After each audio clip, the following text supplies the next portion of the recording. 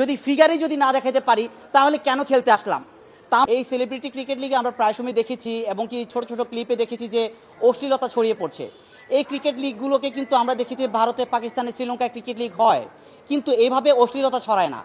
কিন্তু দেখেন রিসেন্টলি আমরা একটা ভিডিও পেলাম যে এখানে শাম্মী ইসলাম নীলা নাম এবং সিনথিয়া ইয়াসমিন মারিয়ামিম তারা এক্স্যাক্টলি কিন্তু অশ্লীলতাটাকে তারা প্রাধান্য দিচ্ছে, ক্রিকেট খেলাকে প্রাধান্য দিচ্ছে না। যেহেতু বর্তমানে বাংলাদেশের এই ক্রিকেট লিগটা হলো যে সবচেয়ে ডিমান্ডেবল একটা জিনিস এবং বাংলাদেশের একদম শিশু থেকে শুরু করে বয়োজ্যেষ্ঠ সবাই কিন্তু ক্রিকেটটাকে পছন্দ করে।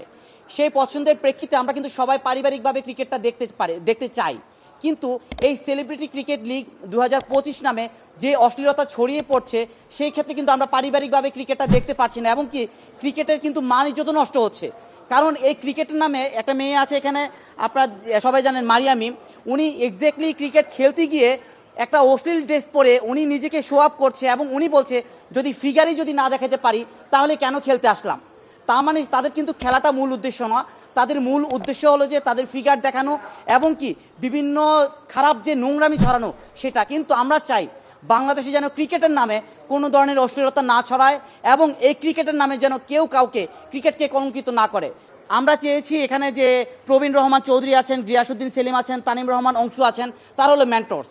তারা যেহেতু এই কাজটাকে তারা প্রমোট করছে এবং কি কোনোভাবে তারা এই অশ্লীলতাটাকে বেসিক্যালি সরিয়ে নিয়ে আসে না, তাদেরকে আমরা একটা 15 দিনের সময় দিয়েছি যেন 15 দিনের ভিতরে কেন ক্রিকেট লিগ 2025 সেলিব্রিটি নামে অশ্লীলতা ছড়াচ্ছে তার যেন জবাব প্রদান করে। আনলেস আমরা কিন্তু তাদের বিরুদ্ধে ডিফরমেশনে মামলা করব এবং কি অশ্লীলতা ছড়িয়ে কেন দিচ্ছে তারা ক্রিকেট লিগ নামে সেই প্রেক্ষিতে কিন্তু আমরা আইনগত ব্যবস্থা নিব।